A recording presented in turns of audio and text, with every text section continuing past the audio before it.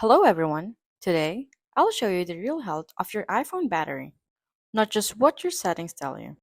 This quick guide will help you understand your battery's cycle count, which reveals its true health. So let's dive in. Normally, you'd head to Settings, Battery, then Battery Health. But did you know that the maximum capacity often doesn't show the full story? Instead, let's get a detailed look.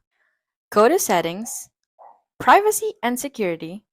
Scroll down to see Analytics and Improvements. Then, Analytics Data. Look for the most recent analytics file, which will be dated.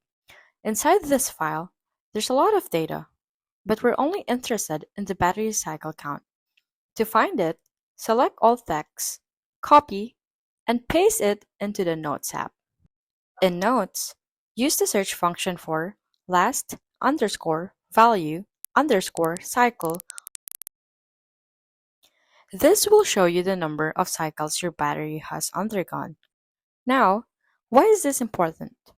According to Apple, a typical battery retains 80% of its original capacity after 500 cycles.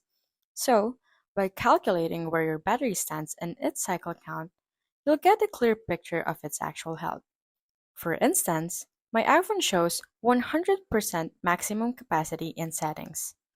But with 179 cycles, a quick calculation tells me that this means that the battery would still have 100% of its original capacity.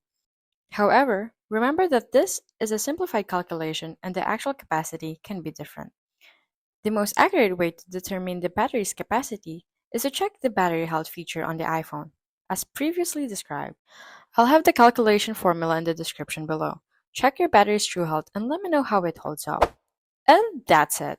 If you found this guide helpful, please don't forget to like, subscribe, and hit the notification bell for more updates. Until next time, bye bye.